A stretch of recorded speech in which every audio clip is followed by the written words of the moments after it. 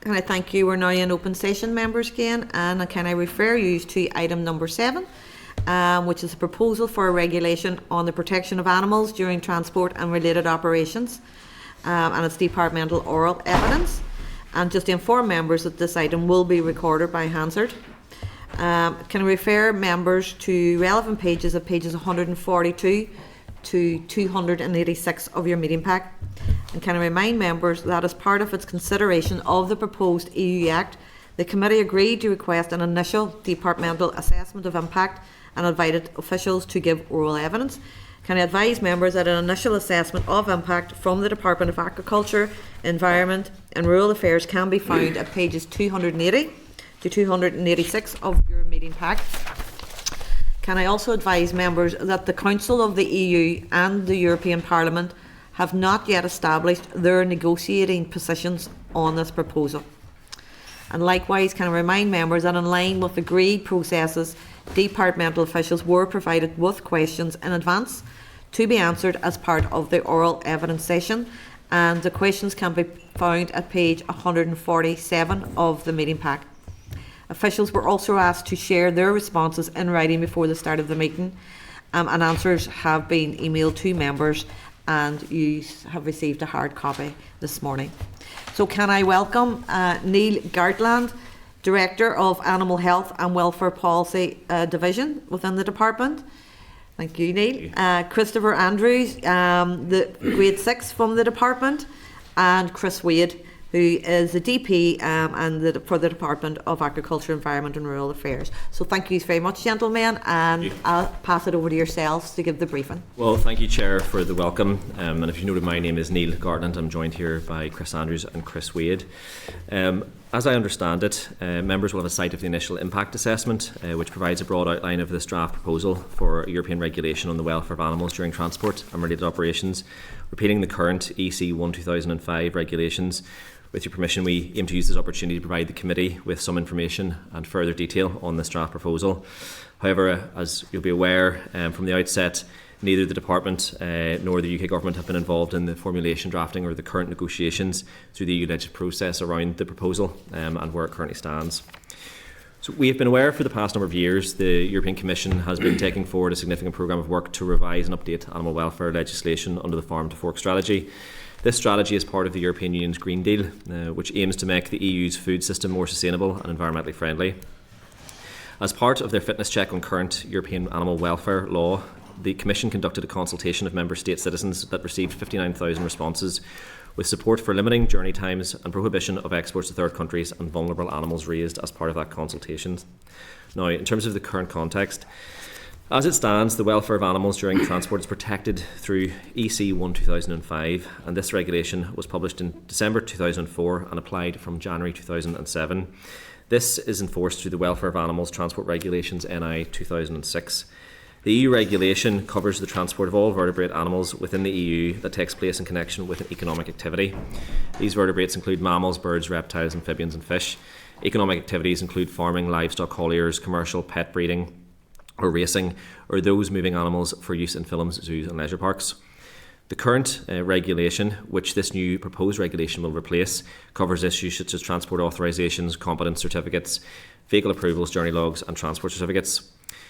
Council Regulation EC number 125597 will also be amended by this proposed regulation, and it sets out the EU criteria for control posts where animals rest for at least 12 hours during compulsory breaks in long distance journeys within the EU.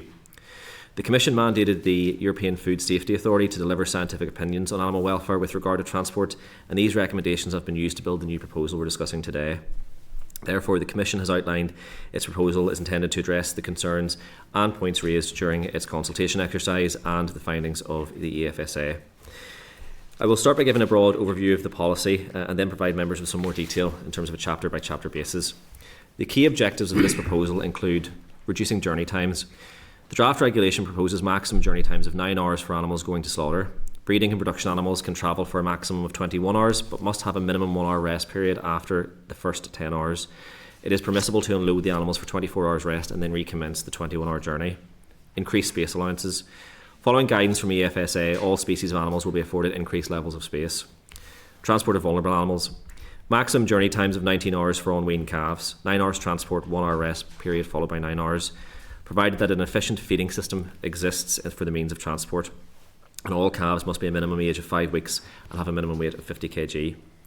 Transport in extreme temperatures. The proposal suggests that if the temperature forecast is between 25 and 30 degrees, only short journeys would be allowed during the daytime with access to water for the animals. If weather forecast is higher than 30 degrees Celsius, animal transport will only be permitted at night as defined between 9 p.m. and 10 a.m. New technologies for monitoring. Real-time positioning of vehicles required, monitored through a central database and a digital application with data kept on the Trade Control and Expert system known as TRACES. Transport of cats and dogs. Updated and more specific requirements for cats and dogs with a minimum age of 12 weeks for transport, and exports to third countries. Exports to third countries are only likely to be permitted where assurances are provided that the entire journey, including the element beyond the EU, will be conducted in line with the rules on journey times and space allowances, as I have mentioned in the previous paragraphs. The proposal was built off the recommendations published by the EFSA, and an impact assessment was carried out to determine the preferences to be used for each of these key areas. The new regulation aims to provide rules and legislation on the transport of the 1.6 billion live animals transported in and from the EU each year, and which are part of the agri-food chain, as well as provide clarity on the movement of animals not used for food production, fur animals, certain wild animals, and animals moved for scientific purposes. In terms of the detail in the draft regulation, Chapter 1 deals broadly with the scope of the proposal, that the regulation applies to the transport of animals within the Union, from a third country to the Union, or from the Union to a third country, and from a border control entry to a border control exit. It also contains information on definitions for the proposal and establishes that if animals should not be moved if it causes any harm. Chapter 2 deals with organiser and transport authorisations and deals with the rules that organisers can only transport animals if they have been granted authorisation through traces by a competent authority. Chapter 3 deals with transport vehicles, which outlines that they must be inspected and approved for transporting terrestrial animals more than 10 miles. The rules for air and sea transport are contained here also, including the securing of vehicles for roll-on, roll-off vessels and the ventilation and alarm systems that must be on livestock vessels.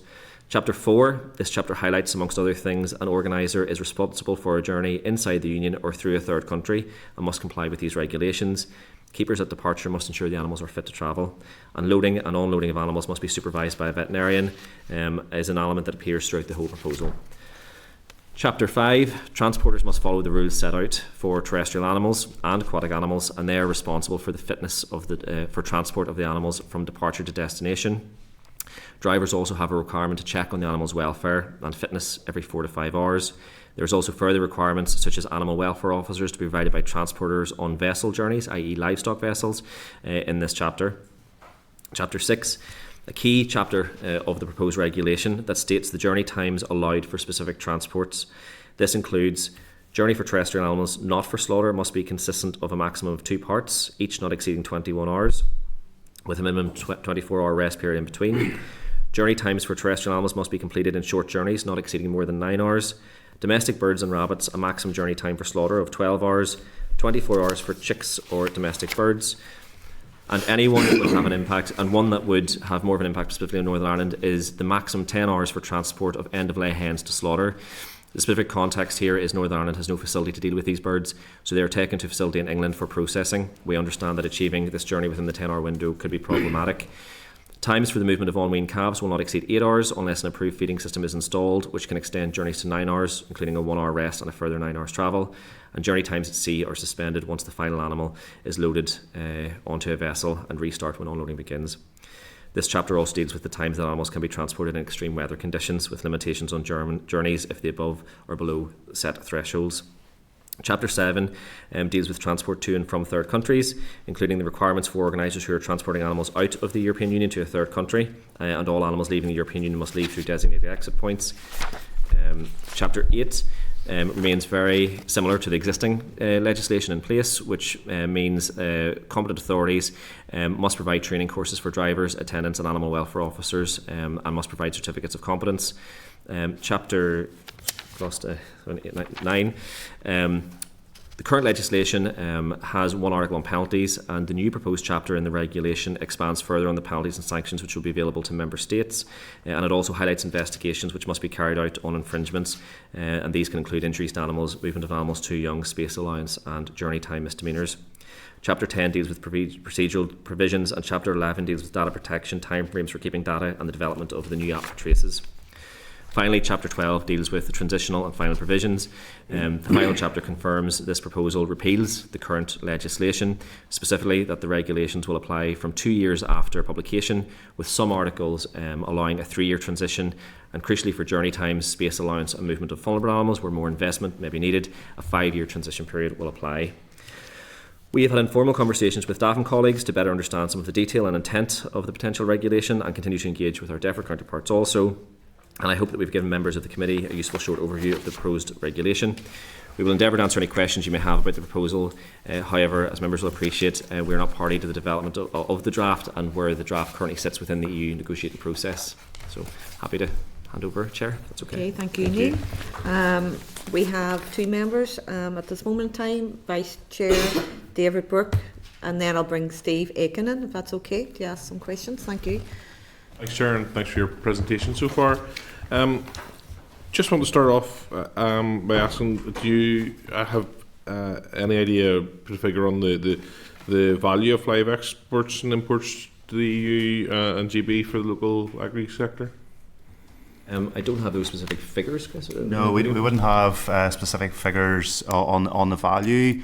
I could give you, there is significant movements of animals for slaughter, for end-of-life slaughter, as Neil touched on in his presentation, go from the Northern Ireland poultry industry to Bradford. There's also movements of end-of-life cull sows to a facility in Chile and Essex. Those would be the main movements. We also have routine movements between Northern Ireland and the Republic of Ireland for slaughter. We have significant movements of lambs from the north to the south. And we have sort of a reasonable level of bovines, cattle moving from the north to the south as well. But if the Chair is content, it would be sort of more appropriate, I guess, if we wrote to you with the detail around that. Yes, I would appreciate that. Yeah, thank you. That'd be useful. Thank you very much. Could I ask then, we've concern, as you might imagine, around the forthcoming legislation around dogs and cats and ferrets and the divergence that might bring. I could ask you, how would the new EU rules around the live exports of those animals compare with recent legislation being brought forward in GB? There are 2 different pieces of legislation. So there's legislation, so the UK government's bringing forward a piece of legislation to modify the existing pet travel regulations to deal with the import of cats, dogs and ferrets from beyond the UK into the UK, and that's around the non-commercial movements of cats and dogs. So basically, everyday people bringing in cats and dogs. So they're cutting what is defined as a non-commercial movement from 5 animals to 3 animals. So anything above sort of 3 animals will now be classified as a commercial import. This legislation deals only with commercial transport. So it's not really a sort of a like-for-like comparison. And also this legislation concentrates solely on the welfare conditions of those animals moving, rather than the actual movement itself. So the proposals in this piece of legislation are very much about sort of protecting and securing the welfare of those animals when they are moving in a journey within the EU. And it's looking at things like the age of the animal, making sure they have appropriate vaccinations when the animal, the sort of cats, dogs and ferrets are moving. I don't know, Chris, if there's anything beyond that for cats, dogs and ferrets? No, that's the cats and dogs, just economic movement. Thank you. And then I'll move to traces, and in terms of the potential requirement for the real-time vehicle position systems, we know what concerns have been raised with you by farmers and hauliers in relation to the cost and imposition of that? I think none have been raised by hauliers specifically. The Ulster Farmers Union have raised a number of concerns with us with regards to the proposed recommendation and the proposals. I think the data from the European Commission outlines that 77% of vehicles are already compliant with this, so there would be an additional cost in terms of hauliers and industry when this is implemented. But you'll note, obviously, the progress of this is quite slow at the moment in the EU legislative time frame. It'll be 2 years after that before it will be implemented, and then there'll be a 3 to 5 year transitional period for many of the different recommendations. So there's a sustained period of time for those who are not compliant to become compliant, but it would be acknowledged that there would be an additional cost for those transporters to update. Has there been proactive engagement with hauliers on the issue up to now? Not at the moment. There's been engagement with the Ulster Farmers Union on it, and the British Poultry Council have engaged with us also on it as well. Hauliers have not highlighted this as a major concern. That's fine, just establishing that if they may well come forward with concerns, but they haven't at the moment. That's great.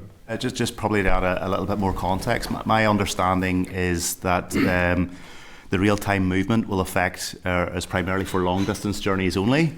And Northern Ireland tends not, at the minute, we haven't had a significant number of long distance journeys, and by long distance journeys I'm talking about movements from Northern Ireland to, say, Spain or Italy. We just don't have that level of exports anymore. It also sort of probably should be borne in mind that vehicles going on long distance journeys at the moment do have data logging type devices on them. That is already a requirement under the existing legislation. It's just they don't operate in real time. So at the minute, for example, all those vehicles approved for long distance journeys, say for example if they were moving from Northern Ireland, all have these recording systems which they monitor when the vehicle's moving, when the vehicle is stopped. They even monitor when the tailboard of the vehicle has been lowered to let animals off and on. And when DAERA was approving long journeys, that type of information would have been routinely provided to DAERA for scrutiny. So what this really does is, I guess, harness the technology that we have at present and move that to a real-time situation. Thank you very much. I say, Aileen, on expertise, this is not my area of expertise, certainly. And on that, given that there has been concerns raised, I would just finish, and thank you for your answers, I would just finish by proposing that maybe we leave at the end, but for the UFU maybe to come and give a presentation so we can fully understand their concerns around this. Yeah. Thank you. Just, you're happy enough, I'll take that proposal at the end. Okay. I'll just move on now. Steve Aiken. Yeah, thanks very much indeed. Thanks very much, Chair. Thanks, team, very much indeed for your evidence and information that's come through. There's a couple of questions just building on what the Vice Chair said as well. Obviously, you've already engaged with the Ulster Farmers Union. What sort of, the first question is, what sort of response have they come back to you on? The second question is, within some of the briefing materials we've had, there's been some indication of potentially additional costs for training in other areas as well. Have we done anything to quantify what the overall costs are likely to be and whether they're going to be significant? The third one is, obviously you've been talking quite closely with DAERA, or DEFRA, sorry. The question is, we know that the rest of GB regulation is changing particularly. Are we expecting it to move apace with EU regulations so there won't be any significant difference? Or are you expecting divergence over the next 3 to 5 years if and when it's adopted? Just those three questions, please. Thank you. I'll take 1 and 2, Chris, if you come in on the third one then around DEFRA. Can I just clarify, the second one is training or trade? Sorry, it's probably the sort of the bad link. The bad link was coming here. Training. Trading, okay. Steve, thanks very much. Yeah. So in terms of the UFU engagement, the UFU had provided a number of conversations and overview of the concerns that they have with the draft proposals that currently stands, and we understand that they have submitted a response to the Commission outlining their key areas of concern. That's around the sharing and borrowing of vehicles, distances and journey times, the veterinary supervision aspect of unloading and offloading animals. My understanding is also that the UFU are working with partners in Brussels and through the Cofagajega to highlight the concerns that have been raised, and we have obviously put across UFU concerns and other stakeholders to DAFM and DEFRA in terms of our engagement. So that's probably where we're at with that in terms of their engagement. We're fully aware of it. As it stands, we haven't done a cost assessment of what the potential implications of the current regulation would be in Northern Ireland. It's incredibly difficult to do that at the moment in the sense that this proposal that we're discussing today is what was published in December 2023. It will have moved on from that point in terms of the live negotiations both through the Parliament and in the working groups at the present time. So we'll only really be able to do a full cost assessment of what it may impact may be on Northern Ireland at a time when we know the final draft and the final version. So to do that at the minute wouldn't give us anything additional from what we already currently know, and the Commission have already identified some of the key costs for industry in terms of its own impact assessment when they published the proposal. Do you want to come on to the differ? Just on the training point as well, it's obviously an integral part of the existing legislation that people have to undertake what's called certificates of competence, and they're underpinned by qualifications in the national qualifications framework. So there is a training element already in place. I think it's sort of Neil is saying there, we'd need to see, for example, if the training needs or the qualification needs under this new regulation shift significantly. But it is really important to say at the moment where people are undertaking these journeys, people like the livestock hauliers, the transporters, must be qualified. They must have those those certificates of competence. So there is a training element in there. So it really would be identifying if there would be a need for a different training offer or different types of qualifications. Just to pick up then your sort of final point on what is happening in sort of welfare during transport in GB. At the minute, they are still using the assimilated version of 2005. We understand that they are going to their ministers with a revised welfare offer for the next sort of the current Westminster mandate. They haven't really outlined or provided any detail around that. We know there was work done under the previous administration around looking at sort of welfare during transport, and the one thing I would say is all the evidence really sort of points in the same direction. Any sort of previous research undertaken by previous UK government administrations doesn't look massively different to the evidence and the science brought forward by EFSA on behalf of the European Commission. The general direction of travel is trying to minimise journey times, trying to reduce stressors on animals during transport when they're unloaded or offloaded, trying to increase space allowance, and another thing, as Neil touched on in his presentation, there's much more awareness of heat stress and the impact of climate on animals during transport. So look, as I say, we're not entirely sure what direction transport legislation is going to go, led by DEFRA. But what I would say is the scientific evidence and the veterinary evidence would all suggest that it will it'll arrive in the same place, or will have the same sort of feel to it. Okay, Chair, with your indulgence, just two very quick follow-ups. Okay. First one is, you mentioned the IT systems, and you said that it's fairly similar to a lot of the data that we used to do when we were transporting animals sort of longer distance. Does that mean that we're not going to have to spend a huge fortune getting a new IT system up and running? And will that IT system be compatible with all the other sort of information systems that we're having to build in for the RIC border? And the second one is, have we talked to the shipping companies?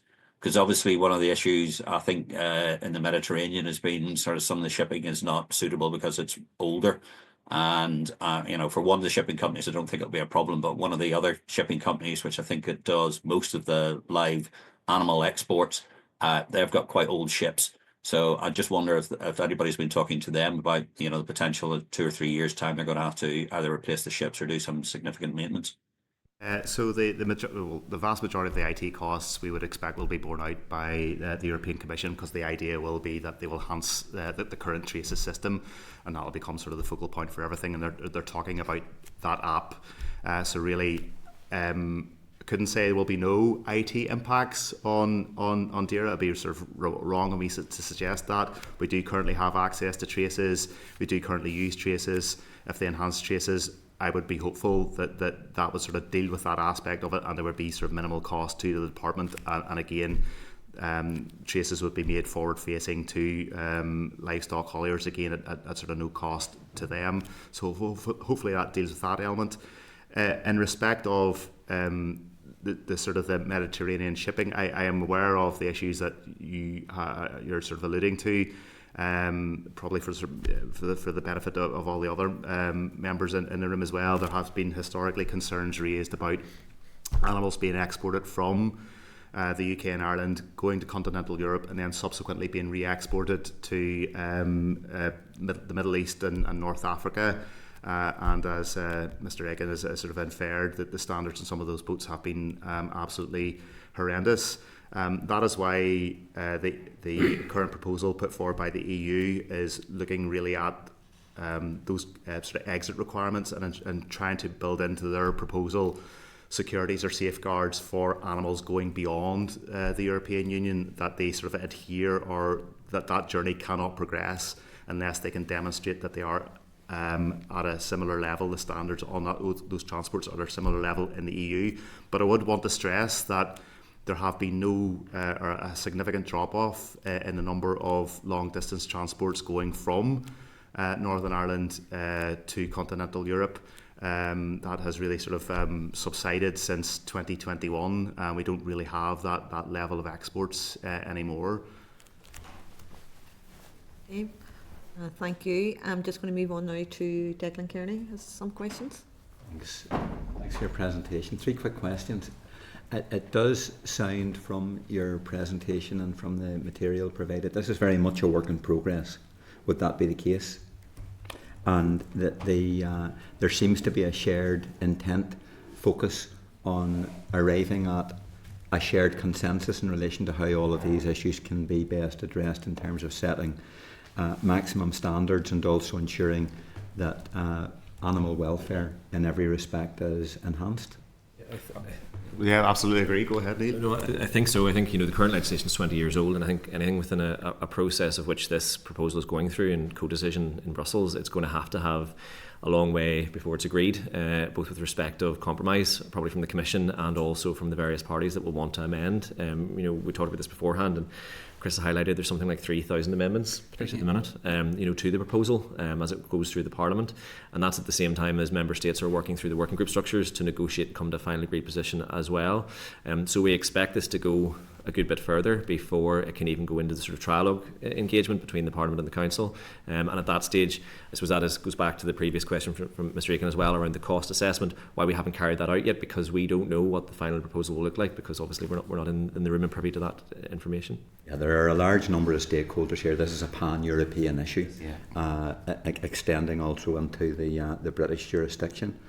So to that extent, it does sound as though there's a very high level of engagement, and even though concerns have been raised by stakeholders such as the UFU, nevertheless they are making their representations and they are being heard.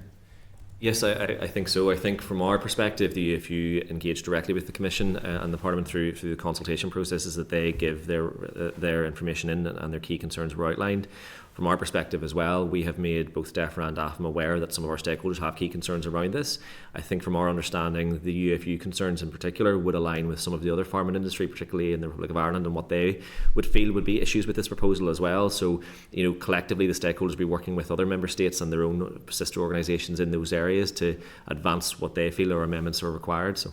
Yeah, that's apparent. These are shared concerns, and therefore it makes sense that there's going to be a shared consensus found to deal with as many of the issues as possible. Well, I think one of the key areas that the UFU have outlined to us, and that I reiterated in the speech, was around the end-of-life laying hens going to England and the 10-hour maximum for journeys for slaughter. In that perspective, that's exactly the same as Republic of Ireland colleagues and DAFM colleagues who also use that same facility in Bradford. So, the concerns would be shared and of alignment there. And then final point, Neil, for the record, clearly all of these issues are to some degree or another wrapped up with the prospect of negotiating out an SPS agreement. It depends on what an SPS agreement would look like in its finality. Yes. I couldn't obviously comment on that. I think from our perspective, where we currently hinge directly on that kind of negotiation process. I imagine that it would, in the sense that much as Chris has outlined of this proposal is to ensure the welfare of animals as they move beyond countries' competent authorities to have to apply EU rules into third countries, and we know those NIDGB movements would obviously be impacted by anything that would be agreed in this proposal and also subsequently in the SPS agreement if that was to come into force. So there is that interplay. Now, I can't say we're not obviously involved in those conversation negotiations, but I imagine that it would be something that would be acknowledged because it is quite similar and it is within that SPS and welfare realm. Thanks a million. Thank you. Okay.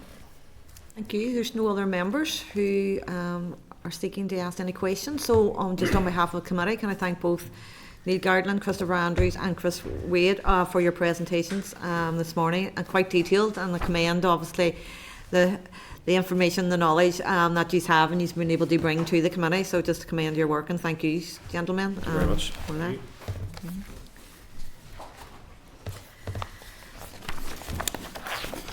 I'm just going to now ask members, so the views, obviously, are you content that the views of stakeholders, and they're identified by raise of pages 7 to 11 of your table packs, are sought via Citizen Space with a 4-week deadline for response? And obviously the Citizen Space survey will be promoted on social media and anyone will be able to respond. Secondly, to ask raise to monitor the progress of the proposal as it progresses through the EU legislative system. And then thirdly, we had a proposal from David that we invite the Ulster Farmers Union to the committee to present the key concerns that they may have. If Yeah, members I'm have sure consent. they'll put into that process as well, but just since we're aware of their concerns, Yes. I think it's worth having them along. Members content? Yes? Okay, thank you. So members, we're now going to move on to item number 8, which is the proposal for a regulation of the circularity requirements for vehicle design and on management of end-of-life vehicles. And we're going to have departmental oral evidence. Just to inform members that this item will be recorded by Hansard. And can I refer members to the relevant papers at pages 5 to 141 of your meeting pack. Just to remind members that, as with the previous proposal, as part of its consideration of the proposed EU Act, the committee agreed to request an initial departmental assessment of impact and invited officials to give oral evidence. Can I advise members that an initial assessment of impact from the Department of Agriculture, Environment and Rural Affairs can be found in your meeting packs at pages 122 to 126. And the initial assessment of impact from the Department for Infrastructure can be found at pages 127 to 129 of your pack. Can I likewise advise members that the Council of the EU and the European Parliament haven't yet established their respective negotiating position on the proposal. Therefore, trilogue negotiations are not currently expected to commence until September at the earliest.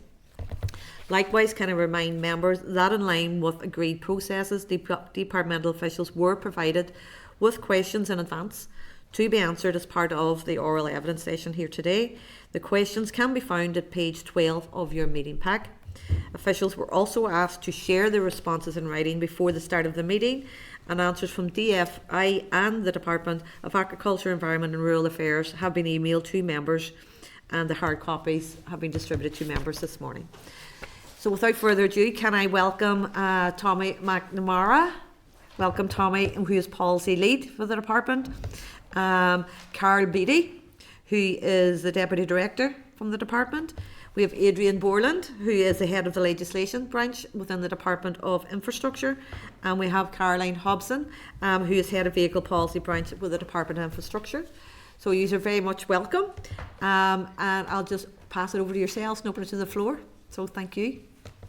Thank you, Chair. I was proposing just to give a bit of background, and then following that, then address the questions that have been provided to us. That's great. Okay. Yes, Caroline, thank you. Okay, so this proposal is for the regulation of the European Parliament under the Council on circularity requirements for vehicle design and on the management of end-of-life vehicles. So the proposed regulation amends EU Regulation 2018-858, which is a type approval framework regulation. And 2019-1020, the Market Surveillance and Compliance of Products Regulation.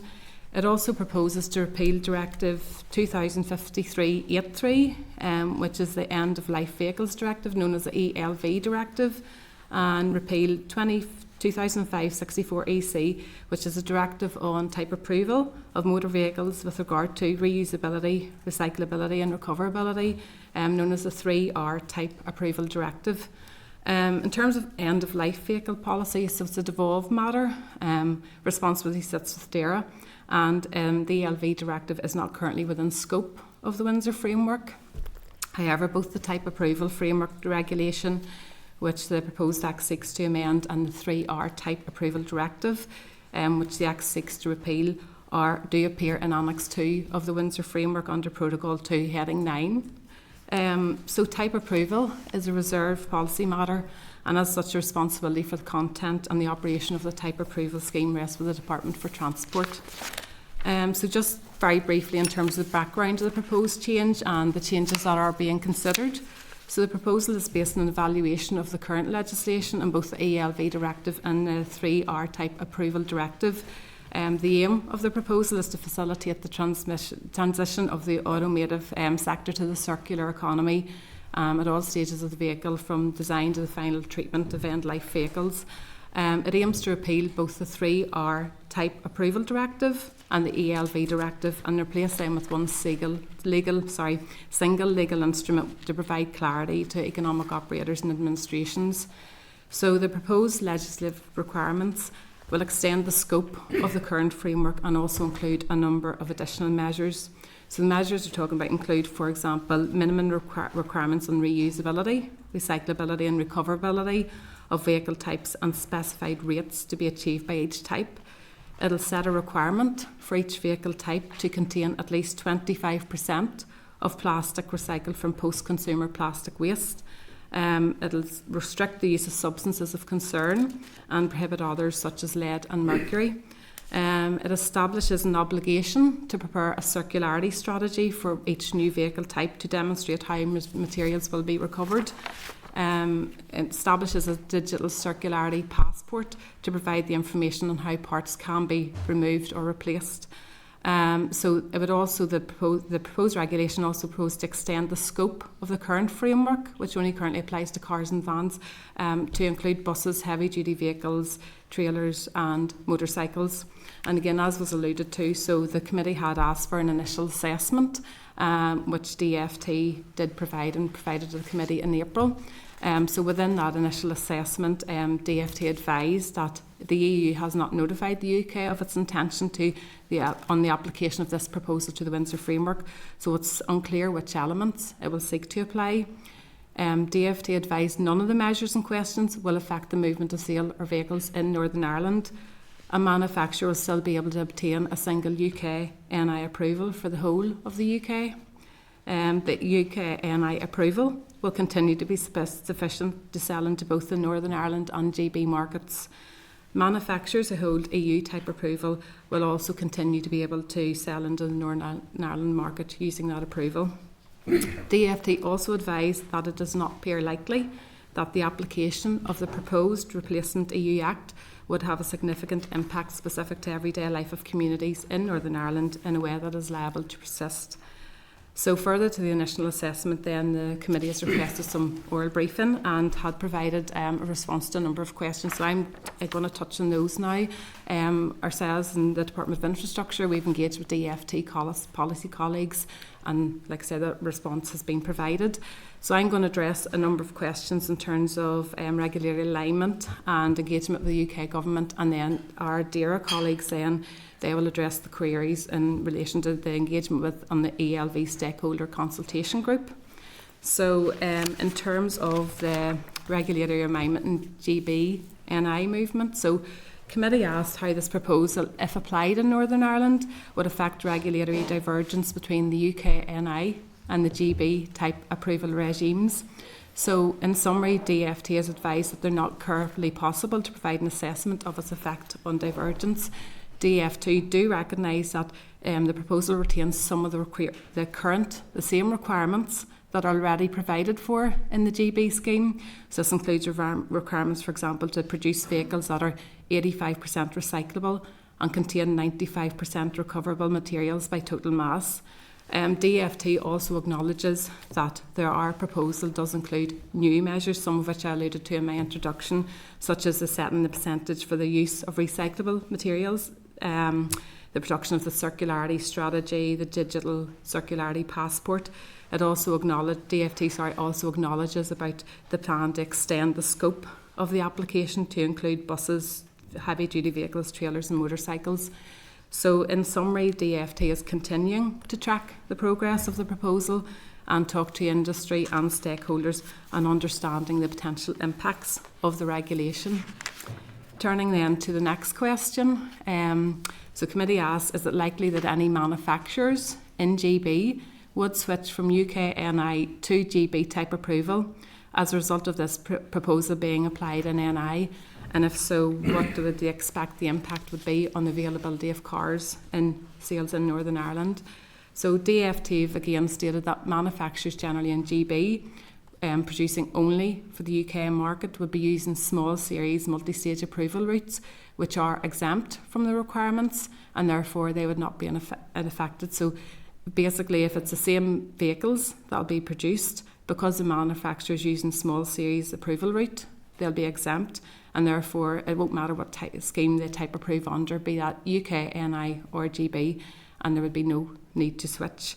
DFT also expect that manufacturers who are currently dual marking vehicles for sale in Northern Ireland and GB will continue to do so. In terms of the impact of the availability on cars, again, given the exemptions for the low volume for the small series production and the ability of manufacturers to dual mark vehicles, they don't expect that this will have any impact on the availability of cars for sale in Northern Ireland. Finally, from me, in terms of engagement with the UK government, so again the committee has asked, has the UK government provided any further indication of whether or how it intends to align the GB type approval regime with the requirements in this proposal? And in summary, they haven't as yet. The government is continuing to monitor the development of the proposal. It's currently going through the joint committee process in the EU. We understand there's been quite a substantive amount of changes to what was initially proposed. So really, once the policy, so its position has been settled, at that point then they will look at it and consider it further, and any changes would be subject to a public consultation process. So if I can pass over just to... Tommy, thank you. Okay. So just on a very basic background before I get to the actual questions. It is relevant that we have engaged with the departmental solicitor. The relevant directive for end-of-life vehicles 2000/53 is not listed in the Northern Ireland Protocol, or Windsor framework. I'm going back a bit, sorry. And it never has been. And because of that, once this proposed regulation comes into force, it will not apply in Northern Ireland. It will only apply in EU member states. So on the basis of that, it will not, from our perspective anyway, the application of the regulation will not have a significant impact specific to everyday life of communities in Northern Ireland in a way that is liable to persist. There won't be any impact. In relation to the questions that were asked, there were discussions in regards to ELV stakeholder consultation group was set up by the UK government. There was 2 meetings of that group in 2023 and 2024. And what was basically discussed was the proposed regulation with a view to looking at it in the context of what the difference would be between the current UK system and the proposed EU system.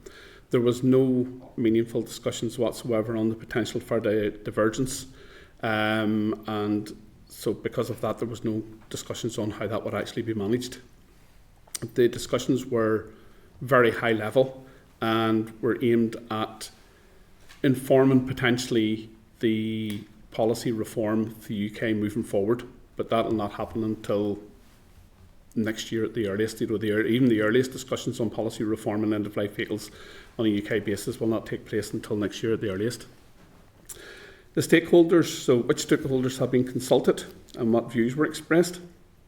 So the ELV consultation group included all of the UK governments, environmental regulators, OPSS, the DVLA and trade bodies, where it was the Society of Motor Manufacturers and Traders, the British Motor Registration and Appraisal, Vehicle Recyclers Association and the British Vehicle Salvage Federation. Generally it was just what was discussed was the EU's proposed approach to waste, and again it was just literally to understand what the future international landscape would look at and to gain views on whether or not they thought at a very, very early and a very high level stage whether it would be good for the UK to look what could be considered for UK reform. The UK government does not have a position on regulatory consistency with the EU, and so government intent on regulatory consistency or alignment, as the case may be, was not considered, and it's not something on which the UK government officials could comment. And just finally, in relation to the plans to reconvene the ELV stakeholder consultation group, there are no plans at present. There is plans to look at policy reform next year, and each of those groups will be involved in that policy reform, but there's no plans to specifically reconvene that group. Thank you, Tommy. Thank you, Caroline. I'm going to open now to members if they want to highlight, if they want to ask any questions. So I have Peter. Good. Thank you very much, Chair, and thank you for your evidence this morning, folks. Can I first ask, how do you get dual marking? You mean dual plating on the? Yeah. You basically ask for it. It's available for manufacturers under the GB scheme. That as part of the process that they can have it dual plated UKNI and GB. So so obviously they don't have to, but DFT's approach is to recommend that and try and encourage that.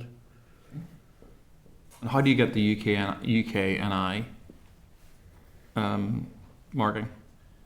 Well, in terms of the technicalities, I suppose the UKNI marking mirrors the EU technical requirements. So, assuming your vehicle matches those, you can get it UKNI plated. So you'd kind of apply to get a UKNI, and that would mean therefore that manufacturers in GB could then first sell their vehicles in Northern Ireland. Is that being fair so far? Yes, they can't sell if it's a GB only plate. Yeah. It can't be sold here. If it's a UKNI plate, it can, or dual plated, it can be sold anywhere in the UK. What does UKNI rely on? What are the requirements for someone, say a small manufacturer, car component company somewhere in England? What do they need to get the UKNI certification? What sort of steps do they have to go through, or what does it rely on in terms of getting that? Well, it goes through the Vehicle Certification Agency in GB. Okay. So they're the masters of type approval, if you like. So, so you would take your prototype or new model, if you like, to VCA. Yep. They would basically then type approve it. So they would say yes, that matches the UKNI scheme requirements under the mirroring the EU stuff. And so then once that's done, you can then, if you were making more than one of the model, which is would be normal, you can then manufacture to that type approval, and each vehicle that you manufacture would get a certificate of conformity to that type approval document. And if there is legislative divergence between Northern Ireland and GB, will that have an impact on manufacturers being able to get the UKNI certification? At the minute, DFT's approach is to align, if you like, both the GB scheme and the UKNI scheme. So the requirements for both schemes are actually the same. And DFT's intention is to make sure that, well, current intention, I should say, is to ensure that persists. So, if you like, when the EU make a change to regulations, that's automatically applied to the UKNI, if you like, so it's dynamically aligned. The GB one, so slight lag in timing, because they then would have to, in terms of the GB scheme, they would then consult on those changes, or have to consult on those changes before they're applied to the GB scheme itself. So there's a wee bit of lag there potentially, but essentially the two schemes are currently the same, and that's DFT's intention, is that they would be the same, so that the same vehicles can be sold anywhere. I would just add to that as well, the DFT have advised, that they are working on measures to increase alignment between the schemes, and they've said that there should be announcements coming later in the year in terms of those additional measures, what they'll be, and they're also continuing to look at ways to further streamline the regulatory process for updating the GB scheme, so as to give manufacturers greater certainty about when they're making their future plans. So. Okay. No, thank you for that, Caroline and Adrian. The committee has heard quite a few intentions in terms of HMG and where it might go to. So you'd have to forgive the slightly cynical committee member in terms of whether or not they believe all the intentions. Just going back, Adrian, to what you shared there in terms of intention, and you mentioned this lag in timing, and the FT's intention to mirror the sort of EU legislation around this that enables the UK NI scheme to operate. Let's say they just decided not to. Let's say they decided not to do something that actually mirrored where the EU went to. What impact would that have in terms of possible car availability in Northern Ireland? People wanted to buy cars from GB, and yet it was significantly harder now to get the UK NI certification because there was divergence, because the FT decided actually, we'll wait a few years before we consider merging into this EU rule. Would that be problematic? They can't decide not to align with in terms of the UK NI one, because it's the nature of the scheme. The intention of it is to, they're under the Windsor framework. They're required. They are. I suppose my point was if the government decided not to align with an EU measure. In terms of the GB plating? Yep. Yeah, so the UK NI would still be there, so you could still get that plate and sell it anywhere in the UK. If the GB scheme decided not to align, that could be an issue depending on if manufacturers were only plating to a GB standard that was different or didn't comply with EU, then that vehicle couldn't be sold in Northern Ireland. Mm-hmm. So that I would understand it anyway. Yeah. So and that would affect car supply chains or car availability in Northern Ireland. Potentially, but it's hard to say how many would decide to do that. I suppose. Well, I understand that. I mean, it's a debate for a lot of large manufacturers, and just anecdotally, I've seen this in the last few weeks where I just haven't been able to buy stuff from the mainland, from GB, for whatever reason. And you might think, well, it's X or Y. It could be a whole range of things cost. I suppose my fear is, in terms of when you look at the economics of simple supply and demand, if you restrict supply, price goes up. That's one of the factors, unless demand's falling, and I suspect it's not. The demand will be static, so if you keep demand static and so you squeeze supply, the price goes up.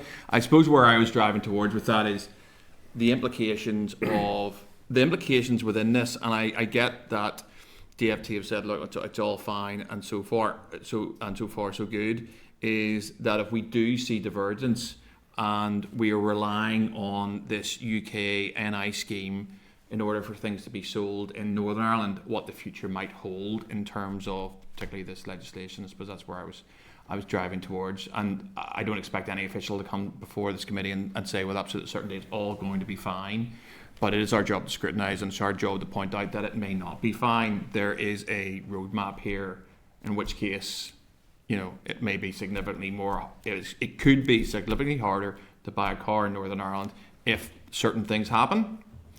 And if that occurs, it'll be more expensive to buy a car in Northern Ireland because of possible impacts. Would that be fair enough? Or yeah, potentially. No, that's fine. All right, listen, thank you very much for your time, Chair. Peter, I'm going to pass you now to Declan Kearney. Thanks. Although it doesn't actually fall within the remit or the scope of this scrutiny committee to indulge in hypotheses. So to that extent then, would you agree that there at this point in time is an orderly process being followed, albeit that we're still absent some concrete detail and clarity about where things are going?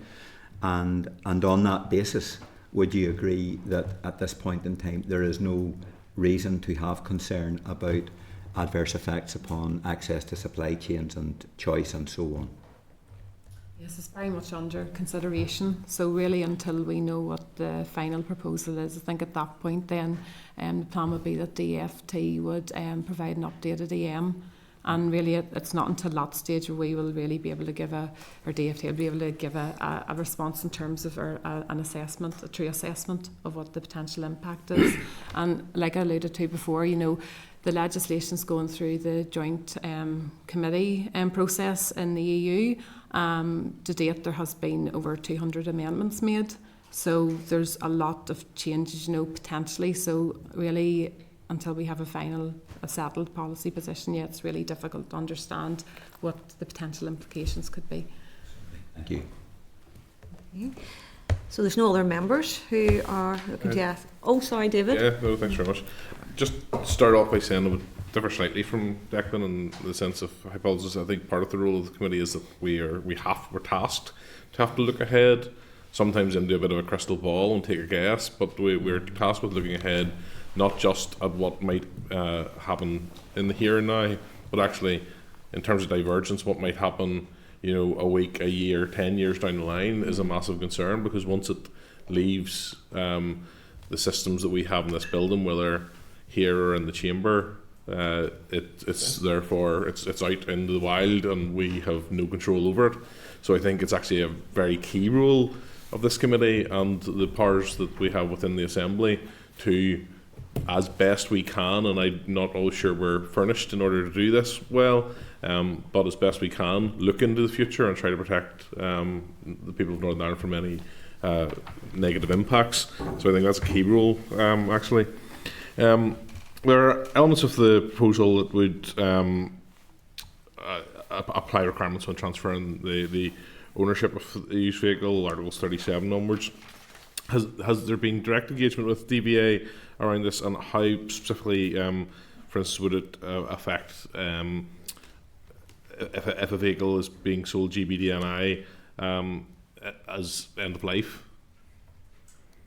I know we've had conversations with DVA on this, but to be honest, really, they are aware of the matter, and we're going to continue those conversations when we know a wee bit more information. That's fair enough. That's fair enough.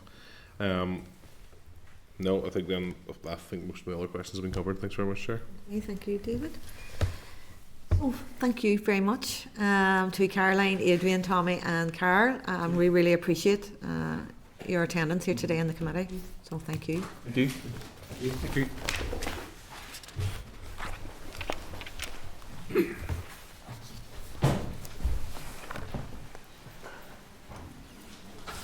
Okay, I would just obviously following the presentation, just to remind members that the British government's explanatory memorandum notes that EU legislation on end-of-life vehicles is not currently included in the Windsor framework. However, the EU type approval legislation is. So further to this, and following the legal advice this morning, I would like to ask members, are they content to ask the British government to clarify which specific provisions of the proposed regulation would apply here under Article 13.3 of the Windsor Framework, and would therefore be notified to the committee? Yeah, members content, thank you. And can I ask members, the views of stakeholders identified by Raise at pages 2 to 6 of your tabled papers are sought via Citizen Space with a 4-week deadline for response. And obviously the Citizen Space survey will be promoted on social media and anyone will be able to respond. Are members content? Yeah. And then likewise to ask Raise to monitor the progress of the proposal as it progresses through the EU legislative system. Okay, thank you, members. I'm just going to move on now to item number 9 on the agenda. So it's item 9.1, and just to refer members to page 297 to 300 of the meeting pack. And it is a response from the Minister for the Economy regarding provision of departmental evidence to the committee. The Minister states that she is fully committed to supporting the committee and is content for officials to attend meetings to provide whatever evidence they can. However, she highlights that there are limitations to the analysis that her department can undertake on reserved or accepted matters. The Department for the Economy is reviewing its internal procedures and working relationships with the British Government in order to maximise the support provided to the committee. The Minister has suggested a meeting with the Deputy Chairperson, David Brooks, and myself following this review, which they expect to be complete by June. So I'd just like to ask members, are they content that both the Deputy Chair and myself meet with the Minister for the Economy in June to discuss the matter? Certainly, I'm content, but if I could just comment, Chair, I would say that I think the discussion that ended up with in the correspondence to the Minister in this regard was that since following on from the meeting we had with Minister Murphy, I think things had improved, and since the change of minister, and I think I said this at the time, not necessarily blaming the minister in this regard, but I certainly had a feeling that there had been a bit of a rollback in terms of the information that we're willing to be provided, and I have some scepticism as to whether that was because of the comfort or discomfort of officials, but I do think that's something we can take up in that meeting. But I do think, just to put on record my own dissatisfaction with what we've had recently from the department in that regard. Okay. Just going to move on now to item 9.2, pages 301 to 330 of the meeting pack, and it's correspondence from the NI Affairs Committee, including a transcript of oral evidence received on the operation of the Windsor framework. Are members content to note? Yes, thank you, members. I move on now to item 9.3, and that's at pages 331 to 335 of your meeting pack, and it's correspondence from the EU Affairs Manager regarding EU scrutiny arrangements. Are members content to note? Yeah. Okay, thank you, members. Just move on now to item 9.4, and it's at pages 336 to 338 of your meeting pack, and it's correspondence from the Clerk to the Public Accounts Committee regarding the primacy over the NI Audit Office reports. Are members content to note? Yes. Yeah, thank you, members. Just move on now to item 9.5, and that's on pages 339 to 342 of your meeting pack. And it's a copy of correspondence from the House of Lords Scrutiny Committee to the Paymaster General regarding veterinary medicines and the Windsor framework. Are members content to note? Chair? Yes, David. Yeah, just to echo the sentiments expressed there in the correspondence, and our own concerns around the continued lack of prior communication and opportunity to scrutinise the government's recent decision to add 4 acts to the Windsor framework, and in the absence of an Assembly applicability motion, cross-community consent. David, thank you. That's noted. Agreed. Okay, Steve, that's noted. We'll move on now to item 9.6, and that's at pages 343 to 346 of the meeting pack. And it's correspondence from the House of Lords Scrutiny Committee to the Paymaster General regarding the Withdrawal Agreement Joint Committee. Are members content to note? Yeah, okay, thank you, members. And we're just going to move on now to item number 10, which is Chairperson's business. And I don't have any business, so we'll swiftly move on. Is there any other business, members? No. Thank you, members. So we'll just move on to item number 12, which is the date, time and place of the next meeting. And I'd just like to inform members that the next meeting of the committee has been scheduled for Thursday, the 22nd of May at 10 a.m. in room 30. And the meeting now is adjourned. Thank you, members. Thank you.